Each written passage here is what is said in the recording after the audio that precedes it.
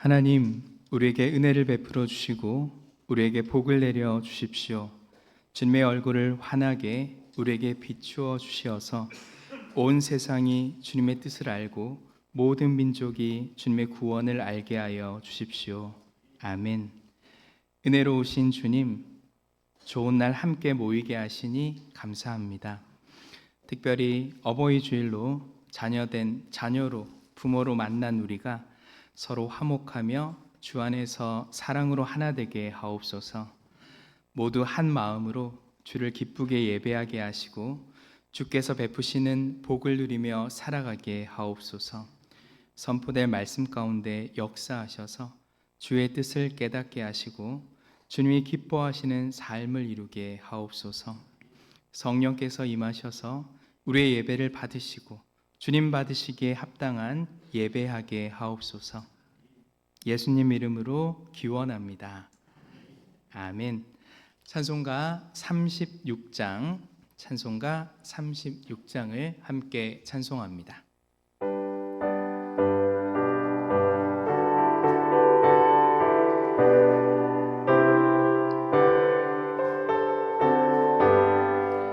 주 예수의 이름 높이여 다 찬양하여라.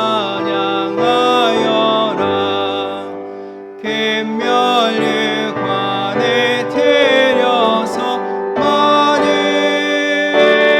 주 찬양. 금멸류관에 들여서 만일 주 찬양. 주 예수 당한 고난을 못 잊을 죄나 내 귀한 굽에 퍼져서 만일 주 찬양. 내 귀한 굽에 맞춰서 만일 주 찬양. 이 지구 위에 거하는 온 세상 사람들 깨끗신 위엄 높여서 만일 주 찬양. 깨끗신 위엄 높여서 만일 주 찬양. 주 믿는 성도나 함께 주 앞에 엎드려 무궁한 노래 불러서 만일 주 찬양. 무궁한 노래 불러서 만일 주 찬양. 아멘.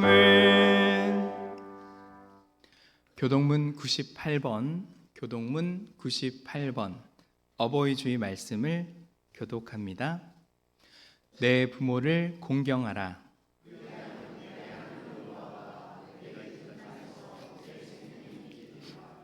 내 아들아, 내 아비의 훈계를 들으며 내 어미의 법을 떠나지 말라.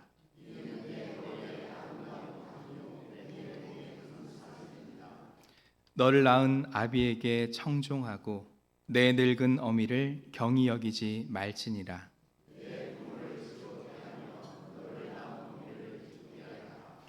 자녀들아, 주 안에서 너희 부모에게 순종하라. 이것이 옳으니라.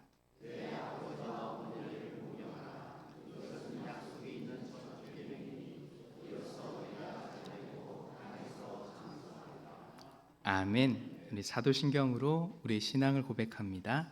전능하사 천지를 만드신 하나님 아버지를 내가 믿사오며 그 외아들 우리 주 예수 그리스도를 믿사오니 이는 성령으로 잉태하사 동정녀 마리아에게 나시고 본디어 빌라도에게 고난을 받으사 십자가에 못 박혀 죽으시고 장사한 지 사흘 만에 죽은 자 가운데서 다시 살아나시며 하늘에 오르사 전능하신 하나님 우편에 앉아 계시다가 저리로서 산 자와 죽은 자를 심판하러 오시리라.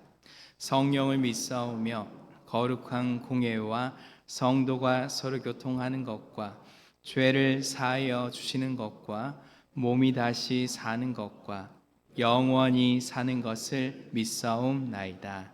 아멘. 우리 자리에 앉으셔서 찬송가 171장, 찬송가 171장을 함께 찬송합니다. 우리 박수치며 찬양할까요?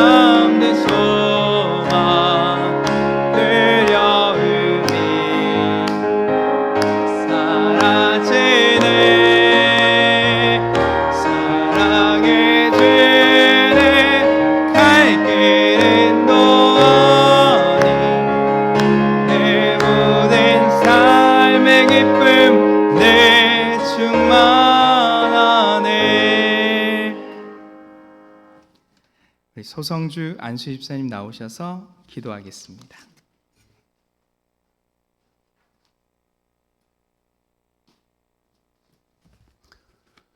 기도하겠습니다. 사랑의 아버지 하나님, 좋은 일기 속에 저희들의 발걸음을 인도하시고 저희들의 머릿속에서 기도하며 찬양할 수 있도록 허락해 주신 것을 감사합니다. 오늘은 어버이 주일로서 저희들이 섬깁니다.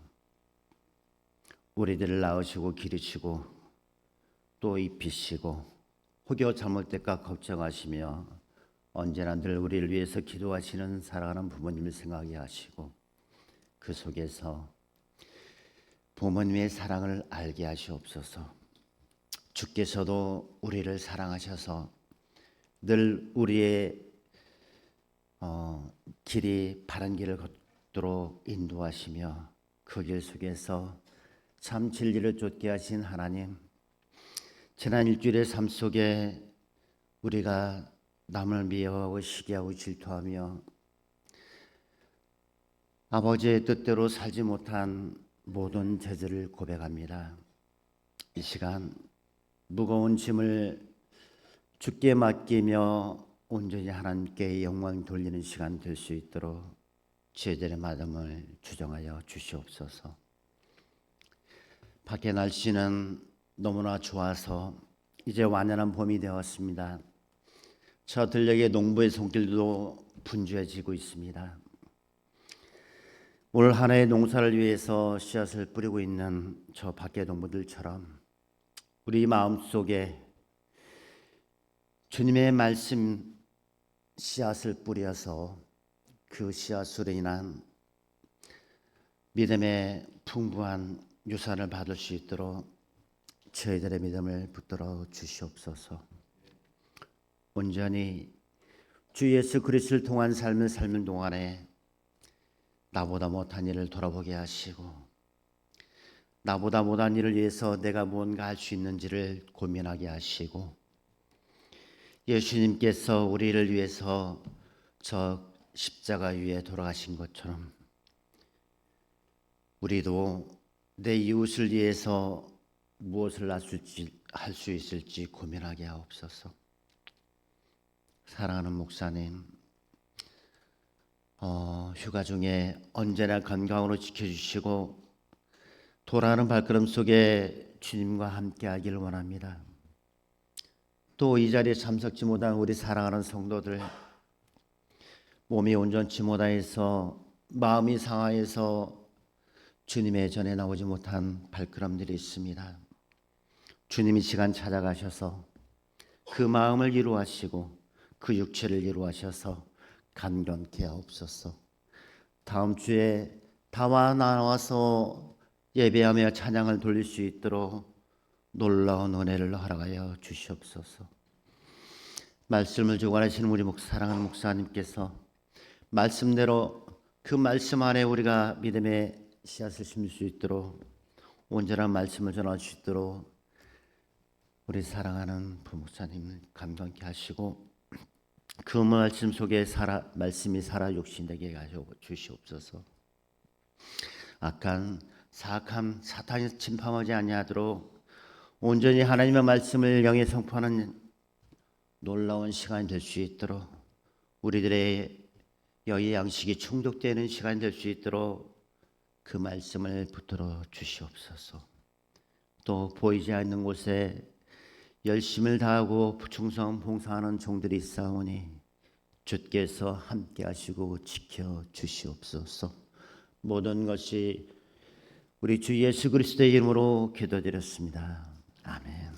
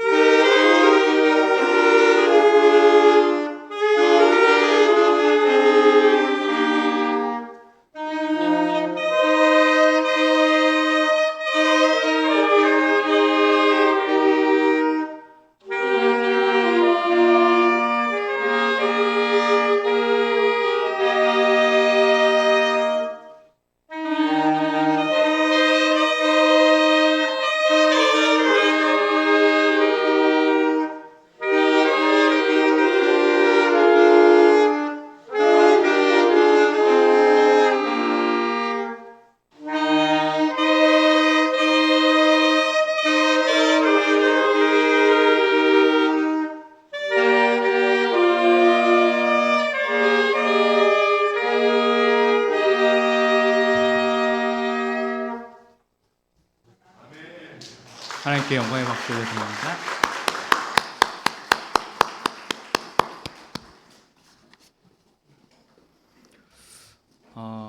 우리 새롭게 구성이 돼서 나가는 팀인 것 같은데요. 우리 애써서 수고해 주는데 격려하고 위로하는 박수 합시다.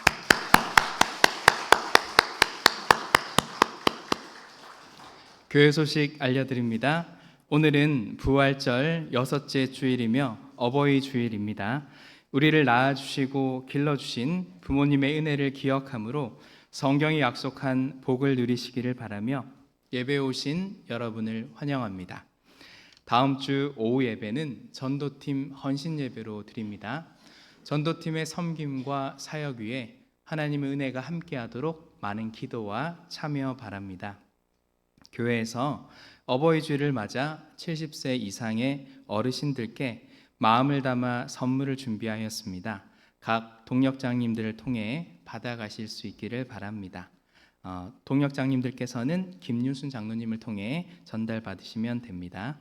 주일 1부와 2부 예배 후에 남신도회, 여신도회 각 분회에 원래회가 있습니다. 노회사나 고시위원회 장로고시가 이번 주 목요일 우리 교회에서 있습니다. 김찬혁, 박용훈, 전옥진, 안수 집사님들이 참여하시는데 위에서 기도해 주시기 바랍니다. 오늘 새가족 모임은 쉽니다. 다음 주일은 노회와 총회 선교 주일로 지킵니다. 여러분의 귀한 헌금은 총회와 노회 선교를 위해 귀하게 사용될 것입니다. 전교인 한마음 야유회가 오는 5월 31일 주일 오후 1시 교회에서 출발하고 서천 국립생태원에서 있습니다. 각 동역장님들께서 계속 인원 파악하시는 걸로 알고 있는데요. 끝까지 잘 파악해 주시기를 부탁드립니다. 2026년 교사 학부모 연합 세미나가 5월 16일 토요일 오후 2시 3층 청소년 부실에서 있습니다. 교사와 학부모뿐만 아니라 교회 교육에 관심 있는 분은 누구나 참여하실 수 있습니다. 참여 신청은 세미나 포스트의 QR코드 또는 곽희명 목사님께 신청해 주시기 바랍니다. 신청 마감은 오늘까지입니다. 담임 목사님 휴가 안내입니다. 지난 화요일부터 오는 금요일까지 휴가 중에 있습니다. 잘 다녀올 수 있도록 위해서 기도해 주시기를 바랍니다. 다음 주 식당 설거지 봉사는 25 공동체입니다. 대소식 안내입니다. 다음 세대를 위한 선교 바자회가 오는 16일 토요일 오전 10시 동년교회에서 있습니다. 이번 주간 생일 맞으신 분들입니다. 이대원 성도, 하명숙 집사님, 김찬혁 안수 집사님, 박기범 성도, 황인호 집사님, 황인철 집사님, 정성숙 권사님, 김영면 집사님, 이정순 권사님, 김세자 권사님, 우리 박수로 축하합시다.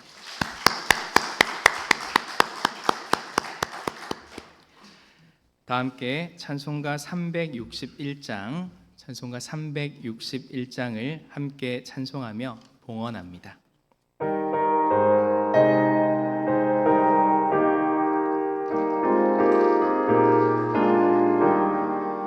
기도하는 이 시간 주께 무릎 꿇고 우리 그새 주 앞에다 나아가세. 믿음으로 나가며 보살피사 계시는 은혜를 주네. 거기 기쁨 있네. 기도 시간에 복을 주시네. 고난 내 마음속에 기쁨 충만하네. 기도하는 이 시간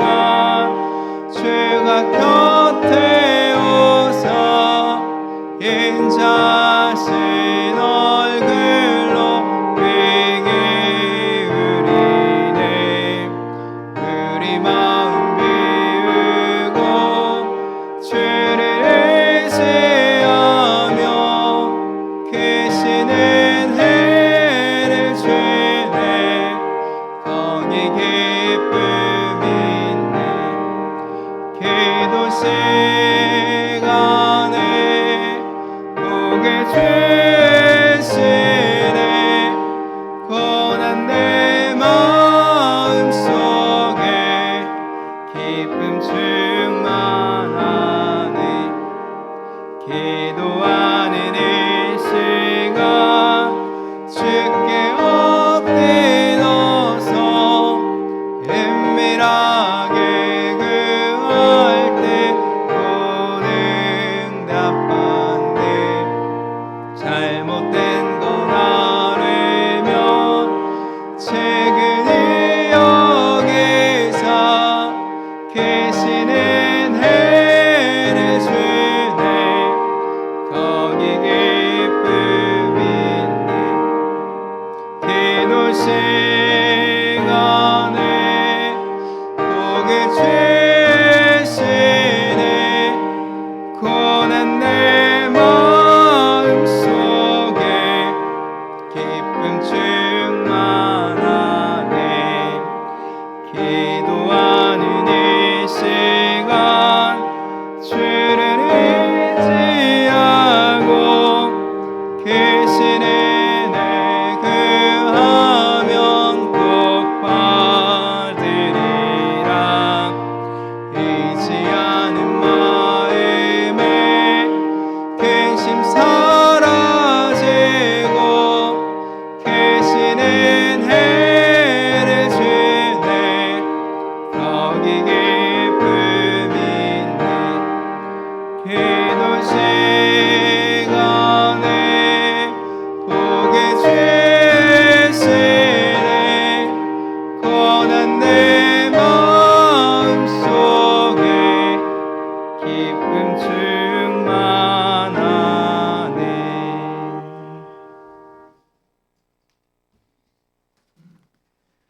허락하신 직장에서 잘 적응하게 하옵소서. 말씀과 찬양으로 단단한 마음 주시기를 소망합니다. 주신 믿음으로 삶이 위로가 되고 기도함으로 편안함 주시니 감사합니다. 겸손한 믿음으로 도전하며 전진하게 하옵소서. 도우시고 인도하시는 하나님의 은혜에 감사합니다. 은혜 안에 살게 하심에 감사합니다. 함께하여 주심에 감사합니다. 은혜와 감사의 5월입니다.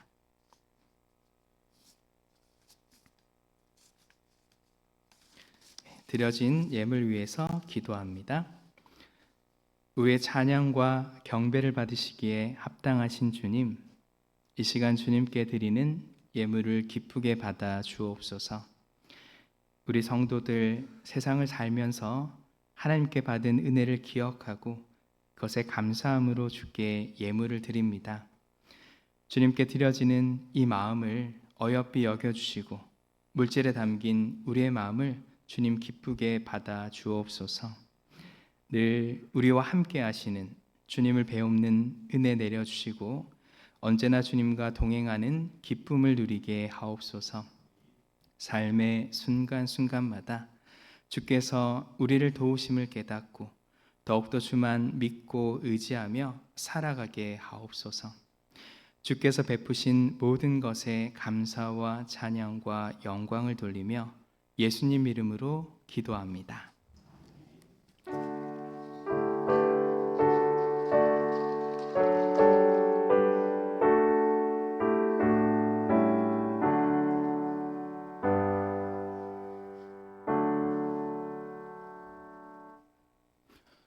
오늘 우리에게 주신 하나님 말씀은 에베소서 6장 1절에서 4절의 말씀입니다. 에베소서 6장 1절에서 4절까지의 말씀, 우리 한 목소리로 처음부터 끝까지 함께 읽습니다. 자녀들아, 주 안에서 너희 부모에게 순종하라. 이것이 옳으니라. 내 아버지와 어머니를 공경하라. 이것은 약속에 있는 첫 계명이니 이로써 내가 잘되고 땅에서 장수하리라. 또 아비들아, 너희 자녀를 노엽게 하지 말고 오직 주의 교훈과 훈계로 양육하라. 아멘. 반갑습니다. 주님의 은혜가, 주님의 평화가 우리 가운데 임하기를 소망합니다. 아시다시피 담임 목사님께서는 휴가 중입니다. 오늘은 제가 주일 1부와 2부 예배를 인도하고 설교합니다.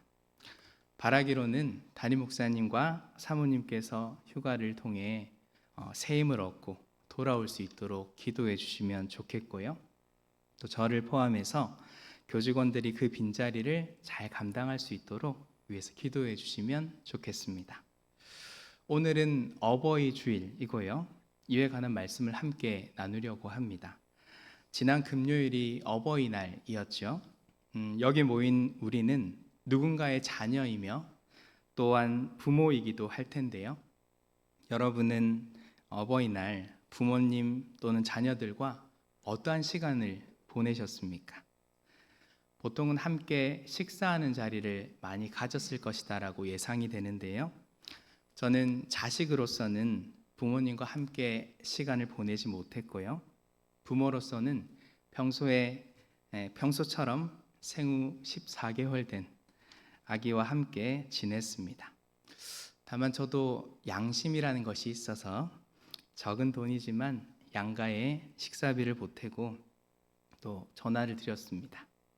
하지만 어릴 때부터 용건만 간단히 하라고 철저하게 교육받았기 때문에 전화는 1분을 넘지 않는 것으로 했습니다. 어쩌면 저 같은 자식 때문에 서운한 부모님들 계실지 모릅니다. 생각해보면 부모 자식의 관계라는 것이요, 참 어려운 것 같습니다. 부모의 원대로 자식이 자라지도 않고요, 자식의 기대와 어긋나는 부모도 참 많이 있기 때문입니다. 그래서 자식과 부모의 건강한 관계를 위해 전문가의 조언을 듣는 것이 필요하기도 한데요. 그림을 하나 띄워주실래요? 이분은 제가 최근에 관심 있게 보는 심리 상담가인 이호선 교수님입니다. 저는 방송을 통해서 이분을 알게 됐는데요. 최근에 인기가 굉장히 높아져서 여러 상담 관련 방송에 출연하고 있습니다. 유튜브에도 굉장히 많은 영상이 올라와 있는데 종종 이 교수님의 강연을 유튜브로 듣곤 했습니다. 오늘 설교를 준비하면서도 유익하게 본 영상이 하나 있는데요. 그 내용을 간략하게 소개하면서 건강한 부모 자식의 관계를 위한 전문가적 조언을 잠깐 소개해 드리려 합니다. 이호선 교수님이 소개한 2022년의 한 자료에 따르면요, 부모와 따로 살고 있는 성인 자녀, 그러니까 독립을 해서 떨어져 살고 있는 그 자녀가 1년간 부모에게 평균 약 40번을 방문하고 112번을 전화한다라고 합니다. 한 달로 계산해 보니까 평균 자녀가 부모에게 약 2번 정도 방문하는 것이고요, 한 3번 정도 전화하는 셈입니다. 근데 이게 평균이니까요, 모든 자녀가 이렇게 하는 것은 아닐 겁니다. 아쉽게도 저 같은 자녀는 한 달에 3번이 아니라 거의 1년에 3번 전화할까 합니다. 반대로 훨씬 더 많이 방문하고 통화하는 자녀들도 있을 겁니다. 하지만 이호선 교수님에 따르면 이는 꼭 자식이 나빠서라거나 불효막심해서만은 아니라고 이야기합니다. 자식의 전화 빈도는 사실은 부모에 의해서 크게 좌우가 되는데요. 그러면서 부모와 자식 사이에도 사실은 전화 예절이 필요하다는 것을 이야기합니다. 먼저 부모가 자식에게는 해서 안 되는 3가지를 이야기하는데요. 첫 번째, 전화 안 하냐? 2번째, 왜 안 오냐? 3번째, 너 나한테 안 고맙냐? 같은 부정적 말들입니다. 하지만 반대로 부모가 자식에게 꼭 해야 할 3가지 이야기가 있다고 또 얘기하는데요. 첫 번째, 어머나 내 아들, 내 딸 잘하시죠? 2번째, 내 목소리를 들으니까 힘이 난다. 그리고 3번째, 오늘따라 목소리가 너무 좋네. 아들 목소리 들어서 너무 기쁘네. 물론 토시 하나 안 틀리고 하실 필요는 없고요. 중요한 것은 부모와 자식 간에 통화를 하는 것도 마치 연애할 때처럼 서로 기쁘게 밝게 하는 것들이 참 중요하다라는 것입니다. 이렇게만 얘기하면 부모만 노력하는 것 같고 자식은 아무 노력 안 하는 것 같아서 속상하잖아요. 물론 상대적으로 부모와 자식의 관계는 한쪽으로 기울어져 있기 마련입니다. 아무래도 대체로 부모가 자식에 대한 사랑이 조금 더 무거운 법이긴 합니다. 그러나 좋은 관계라는 것은 어느 한쪽만을 잘하는 것은 아니라 상호성을 가지고 있는데요. 자식도 부모에게 용건이 없어도 정해진 시간에 전화할 것을 이 교수님이 조언합니다. 이호선 교수님은 자신의 경우를 예로 들면서 이렇게 이야기하는데요. 자기는 먼저 전화하지 않는 대신에 자식들이 매주 금요일 오후 8시에 알람을 맞춰서 의무감으로라도 전화하게 하도록 합니다. 심지어 부모와 자식의 관계가 서먹할 때는 연극이라도 하라고 조언합니다. 설령 연극을 할지라도 부모와 자식이 좋은 관계를 이루고자 하면 그대로 멈춰 서 있지 말고 문자하든 카톡하든 아주 작은 액션이라도 할 것을 조언합니다. 이 외에도 새겨들 여러 가지 조언이 있었는데요. 이런 얘기를 듣다가 제가 드는 생각입니다. 부모 자식 관계라는 것이 참 쉽지 않구나. 앞에 얘기한 것처럼 전화 한 통 하는데도 이렇게 신경을 쓰고 이렇게 뭐 하나 편하게 할 수 있는 게 있겠나 하는 생각이 듭니다. 그런데 달리 보자면 그만큼 부모와 자식의 관계라는 것이 중요하다는 얘기가 될 수 있습니다. 어쩌면 이 때문에 우리가 매년 어버이 주일을 지키고 있는지도 모르고요. 또 오늘 우리가 함께 읽은 성경 구절도 부모 자식의 관계가 얼마나 중요한지를 우리에게 다시 일깨워 줍니다. 에베소서 6장 1절에서 4절까지인데요. 한 번 더 같이 읽습니다. 자녀들아 주 안에서 너희 부모에게 순종하라. 이것이 옳으니라. 내 아버지와 어머니를 공경하라. 이것은 약속에 있는 첫 계명이니 이로써 내가 잘되고 땅에서 장수하리라. 또 아비들아 너희 자녀를 노엽게 하지 말고 오직 주의 교훈과 훈계로 양육하라. 아멘. 사도 바울은 이 이야기를 통해서 신앙 안에서 자녀와 부모의 관계가 어떠해야 하는지를 이야기합니다. 놀라운 것은 이것은 일찍이 하나님께서 모세를 통해 십계명으로 주신 말씀이라는 것입니다. 더 정확하게는 십계명의 말씀이 이렇게 기록되어 있는데요. 출애굽기 20장 12절입니다. 같이 한번 읽습니다. 내 부모를 공경하라. 그리하면 내 하나님 여호와가 내게 준 땅에서 내 생명이 길리라. 십계명 5번째 계명은 내 부모를 공경하라라고 이야기합니다. 그러나 바울은 오늘 말씀을 통해서 더 확장해서 이야기합니다. 에베소서 6장 4절인데요. 같이 읽습니다. 또 아비들아 너희 자녀를 노엽게 하지 말고 오직 주의 교훈과 훈계로 양육하라. 아멘. 바울은 자녀들만이 아니라 아비들, 곧 부모에게도 양육을 이야기합니다. 다시 말해 자녀가 부모를 공경하는 것은 자녀가 따라야 할 신앙의 명령이지만 부모가 자녀를 양육하는 것도 부모가 따라야 할 신앙의 명령이라는 것입니다. 그러니 성경이 말하는 또는 신앙적인 부모와 자녀의 관계도 상호적인 책임을 갖고 있다는 것입니다. 좀 다르게 말해 볼까요? 자녀가 부모를 공경하는 것은요, 부모가 자녀를 잘 양육했을 때 해당되는 이야기라는 것입니다. 성경에서 부모를 공경하라고 말하는 것은 단지 효도하라는 얘기가 아닙니다. 부모에게 이 말은 서운하게 들릴 줄 압니다. 저도 자녀로만 살 때는 잘 몰랐습니다. 부모가 되어 보니까 자녀를 키운다는 게 얼마나 대단한 일인지를 깨닫습니다. 지금 제 아들 겨우 만 1살 되었지만 성년의 자녀를 키워낸 부모님들 참 대단한 분들이십니다. 자녀들은 지금의 자신이 어떻게 만들어졌는지 잘 모를 수 있습니다. 그런데 그 유명한 노래의 가사에도 있지만 자녀를 위해서 부모는 진자리 마른 자리 갈아니시고 부모의 수고와 자녀를 먹여 살리기 위해서 손발이 다 닳도록 고생하신 헌신입니다. 결코 가볍지 않은 것입니다. 자녀이기만 했던 제가 부모가 되면서 깨닫게 되는 진실은요, 내가 두 발로 걷고 지금처럼 생활하는 것이 사실은 부모의 은혜로부터 비롯되었음을 깨닫는 것입니다. 이러한 부모의 수고를 안다면 자녀가 부모를 공경하는 것, 이렇다 저렇다 쉽게 조건을 따질 일 아닐 수 있습니다. 자식에게 잔소리 같지만 부모로서는 당연한 말이 있습니다. 내가 너를 어떻게 키웠는데. 저도 부모가 되고 보니까 그 말이 전에는 그렇게 듣기 싫었는데 이제는 조금 이해가 되는 위치에 선 것 같습니다.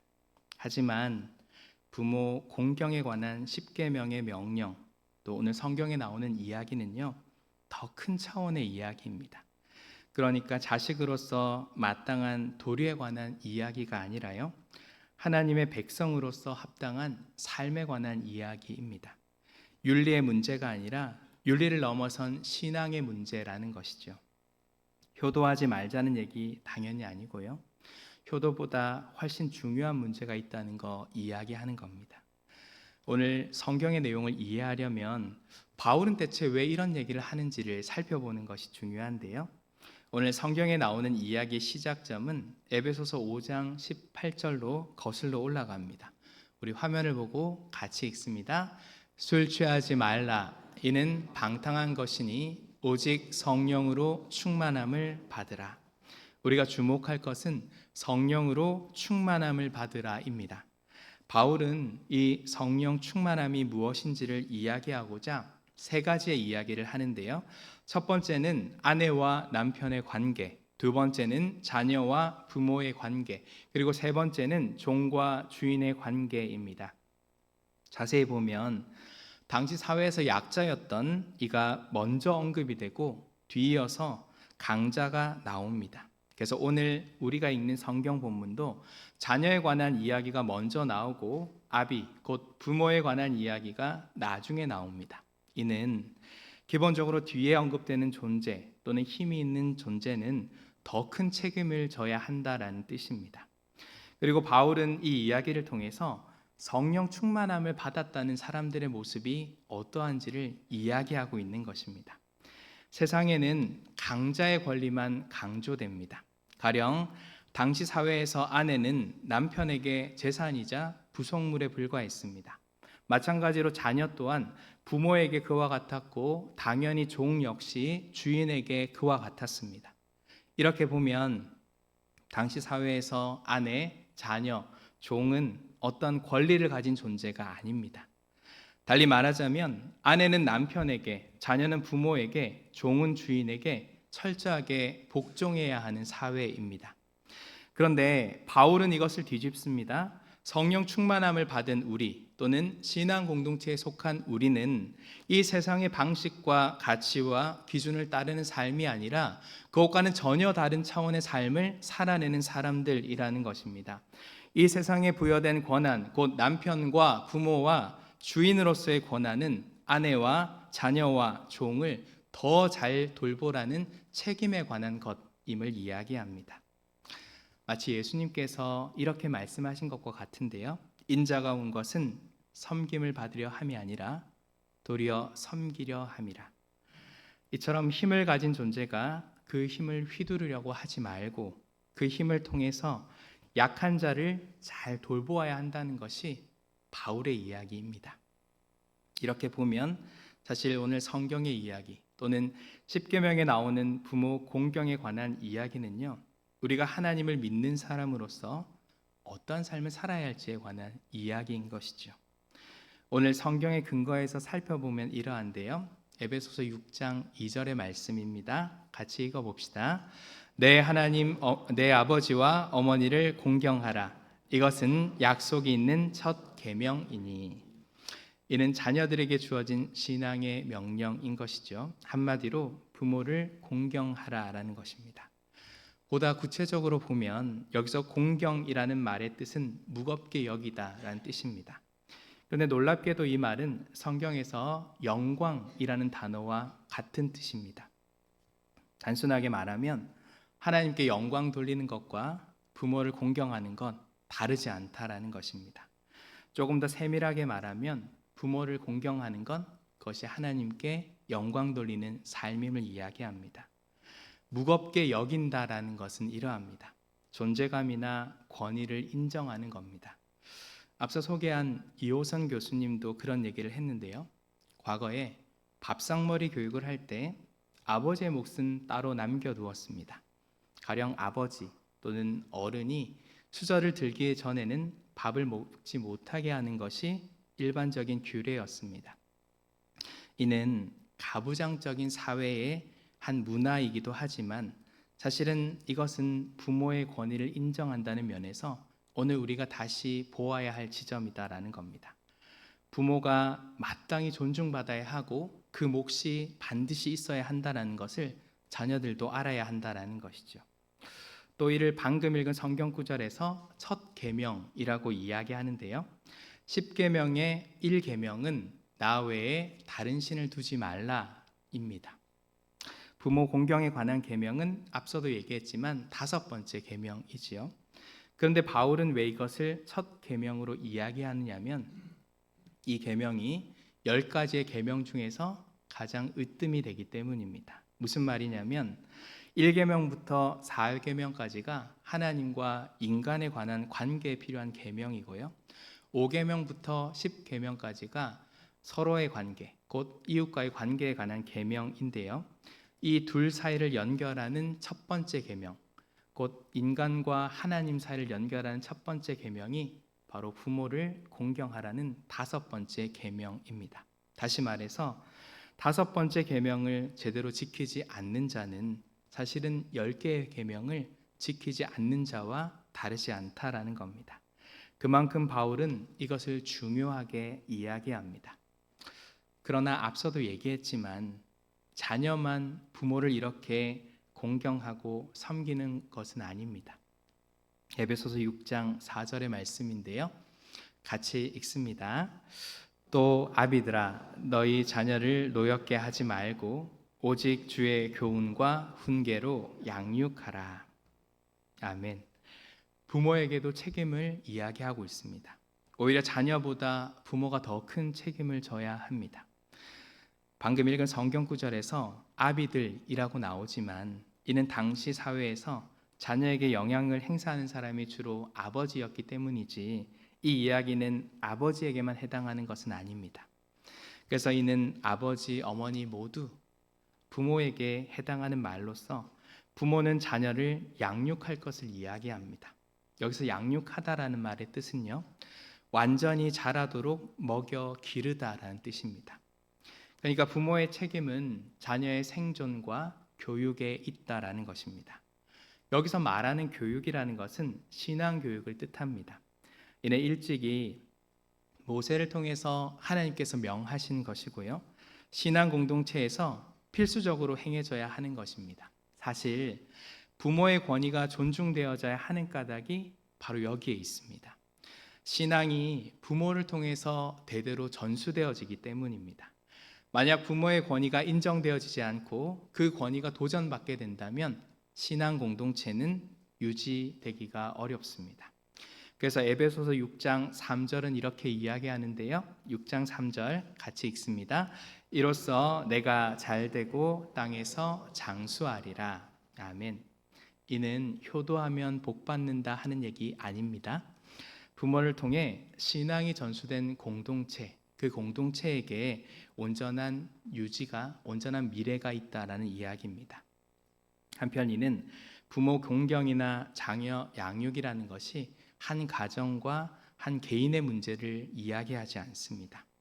사실은 신앙 공동체로 부름받은 우리는 이곳에서 때로는 자녀로서, 때로는 부모로서 그 역할을 감당해야 함을 이야기합니다. 이 공동체에 속한 우리는 내 자녀로서 내 부모와 같은 어른들을 섬길 수 있어야 하고요. 반대로 부모된 우리는 내 자녀와 같은 이들을 섬길 수 있어야 한다라는 것입니다. 게다가 이것은 한 번 하고 말 그런 종류의 사안이 아닙니다. 저처럼 겨우 어버이날 전화 한 통 하는 것으로 끝나는 이야기가 아니다라는 것입니다. 평생에 걸쳐서 우리에게 맡겨진 신앙의 중요한 사명으로 등장합니다. 방금 살펴본 공경과 양육이라는 단어를 문법적으로 보면 현재 능동 명령법이라는 것을 사용하는데요. 이 말을 기억할 필요는 없고요. 이것은 지속적이고 반복적이고 습관적으로 사용되는 어떤 일들을 뜻할 때 사용하는 문법입니다. 쉽게 말해서 공경과 양육은 그저 한순간에 그쳐지는 것 아니고 어버이날, 어린이날만 행하는 것 아니고 평생에 걸쳐서 행해야 하는 신앙의 명령이다라는 겁니다. 그런데 제가 오늘 설교를 준비하면서 무척 고민스러웠던 것이 한 가지 있는데요. 세상에는 꼭 좋은 부모만 있지 않습니다. 더군다나 좋은 부모까지는 아니더라도 부모답지 못한 부모들도 있습니다. 이에 관해서 매우 화가 나고 괴로운 이야기를 하나 접했는데요. 자세하게 이야기하는 것조차 너무 끔찍해서 간략하게 소개만 하겠습니다. 이른바 정인이 사건으로 알려진 아동 학대 및 살인 사건이 있었습니다. 2020년도에 입양한 생후 16개월 된 딸 정인이를 폭행해서 끝내 숨지게 한 이들이 있었습니다. 제가 가슴 저리게 보았던 장면은 정인이의 마지막 모습이 담긴 어린이집 CCTV였습니다. 학대를 하는 부모이지만 그래도 부모가 자신을 집으로 데려온다는 것에 이 정인이는 부모에게로 황급히 달려나갑니다. 그렇게 하원한 정인이는 다음날 어린이집에 나올 수가 없었습니다. 친부모가 아니라서 그런 일이 생기는 걸까요? 그렇지 않습니다. 놀랍게도 뉴스 기사에 따르면 아동학대의 10명 중에 8명은 친부모로 나타납니다. 너무 괴로운 일이지만 세상에는 이렇게 자녀에게 차라리 없었으면 하는 존재들도 있습니다. 이렇게 극단적인 경우를 예를 들지 않더라도요. 미숙한 부모에게 상처를 넘어서 흉터가 생긴 우리 자녀들이 세상에 많이 있습니다. 이렇게 부모 때문에 흉터가 생긴 자녀들에게 오늘 성경의 이야기를 어떻게 해야 할까 무척 고민되었습니다. 그와 같은 자녀에게 절대로 부모는 공경의 대상이 아니기 때문입니다. 더욱이 이것이 신앙에 관계된 것이라고 한다면 오히려 신앙을 떠나고 싶어질지도 모릅니다. 대체 이들에게 어떻게 자녀로서 부모를 공경할 것을 가르치고 이야기할 수 있다라는 말입니까? 사실 이것은 매우 조심스럽게 다뤄져야 하는 이야기입니다. 특히 학대와 같은 트라우마를 겪은 이들에게 매우 섬세하게 다뤄져야 하는 이야기입니다. 단지 성경에 나왔으니까 자녀로서 마땅히 부모를 공경하라고 이야기하는 것은 설득력도 없고 매우 부적절한 이야기입니다. 트라우마라는 것이 그렇다고 하는데요. 마치 작은 불씨가 산을 태울 수 있는 것처럼 정말로 작은 하나의 요소가 트라우마를 겪는 이들에게 다시 그 경험을 하게 만든다고 합니다. 저는 정직하게 말해보자면 이와 같은 상황에 부닥친 분들에게 어떤 이야기를 어떻게 해야 할지는 잘 모르겠습니다. 다만 제가 그런데도 이 이야기를 설교하려는 것은 오늘 성경에 나오는 이야기가 단지 효도하라는 차원의 이야기가 아니기 때문입니다. 이것은 신앙생활과 관계돼서 더 큰 차원의 이야기라는 것을 말하고 싶었습니다. 바라기로는 트라우마를 겪는 분들에게 이 이야기는 가닿기 어려울 수 있지만요. 그래서 그 고통에 힘겹게 나오는 분들에게 미약하게나마 도움을 줄 수 있다면 이렇게 이야기하고 싶습니다. 오늘 성경 이야기 가운데 가장 중요한 단어 하나를 꼽으라면 주 안에서입니다.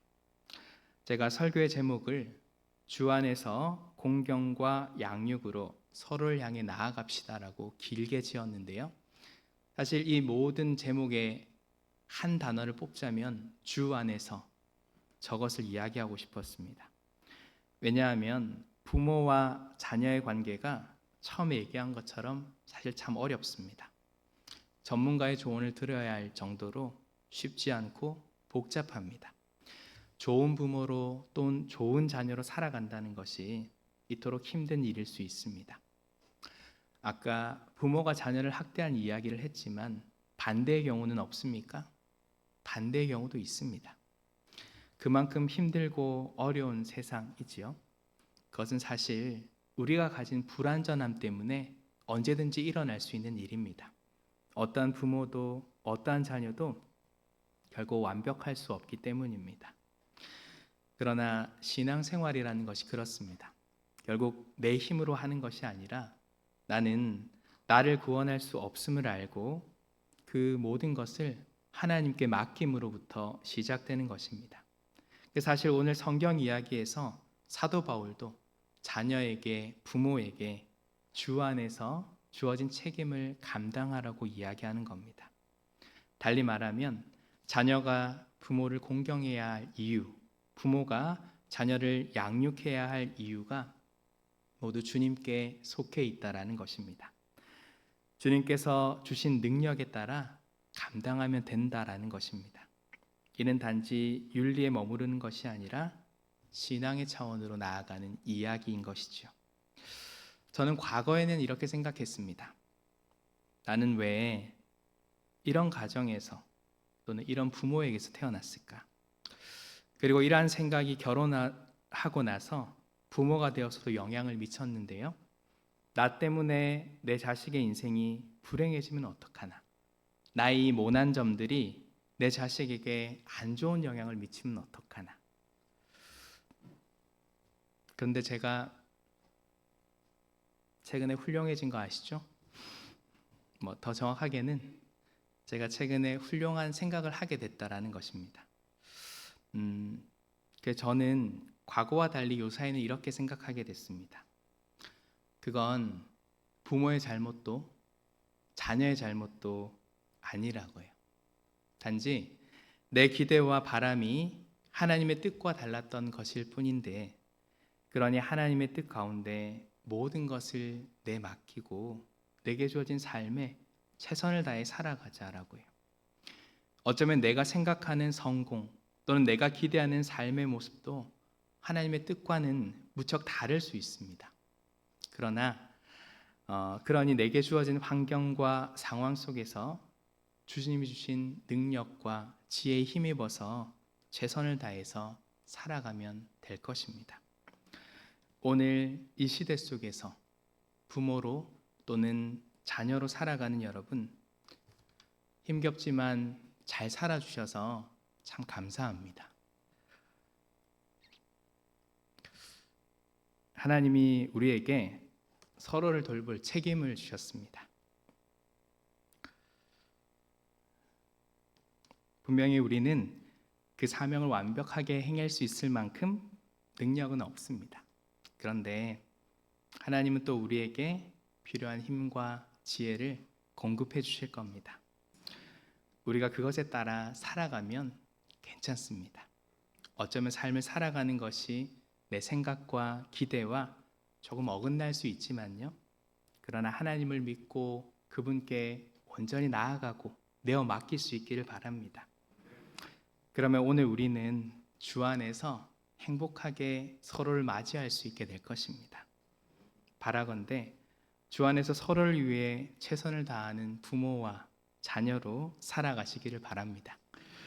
내 힘과 능력이 아니라 하나님의 능력을 힘입어서 하나님의 뜻을 이뤄가는 참 아름다운 부모와 자녀가 되시기를 간절히 소망합니다. 우리 결단 찬양 함께 부르고 오늘 받은 말씀을 놓고 기도하면 좋겠습니다. 함께 찬양합시다.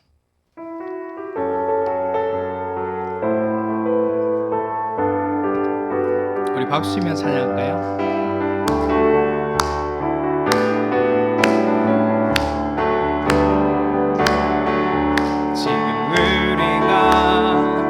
주님 안에 하나가 되어 바로 주님이 원하시는 뜻대로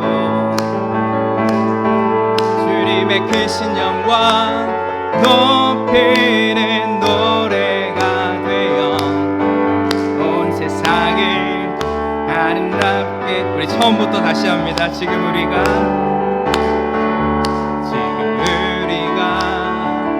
주님 안에 하나가 되어 바로 주님이 원하시는 뜻대로 주님의 크신 영광 높이는 노래가 되어 온 세상을 아름답게 하리라. 우리 모두가 주를 노래하는 아름다운 소리로 하나가 되어 바로 이곳에 더욱 아름답게 우리 한 번 더 고백합시다. 우리 모두가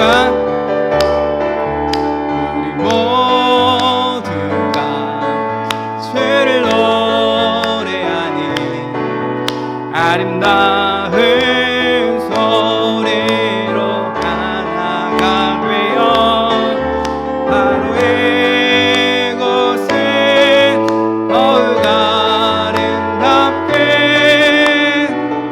아름답게 하리라. 우리 마음을 모아서 같이 기도합시다. 귀하신 주님 감사합니다. 오늘 우리는 이 땅에서 자녀와 또한 부모로서 살아갑니다. 그 마음을 아시는 주님께서 우리를 붙들어 주셔서 이 삶의 시간들을 서로에게 귀한 마음과 사랑의 마음을 가지고 섬겨낼 수 있게 하여 주옵소서. 쉽지 않은 관계이지만 그 관계 속에서 하나님의 사랑을 경험하고 주의 은혜를 경험하는 복된 관계를 이뤄갈 수 있게 하여 주옵소서. 이 관계 속에서 주님의 놀라우심을, 주님의 그 능력을 체험하는 귀한 은혜의 시간을 가질 수 있기를 소원합니다. 주님, 우리 한 사람 한 사람 얼마나 소중한 사람인지를 우리가 깨달아 알게 하시고 오늘 내 안에 주어진 작은 모습들을 내어놓고 하나님을 붙들고 의지할 수 있는 우리가 되게 하여 주옵소서.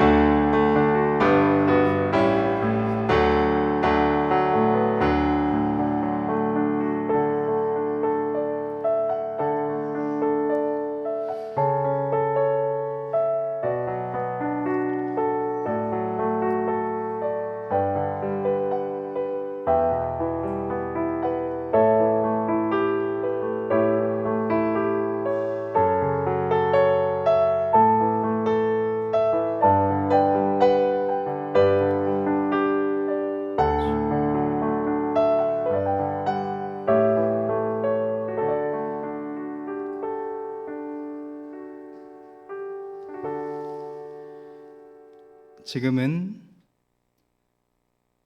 이 땅에 살아가는 부모와 자녀 가운데 크신 사랑을 베푸시는 우리 하나님과 놀랍고 크신 은혜를 더하시는 우리 성자 예수님, 오늘 이곳에 모인 하나님의 귀한 자녀들 가운데 영원토록 함께 하시기를 축원하옵나이다.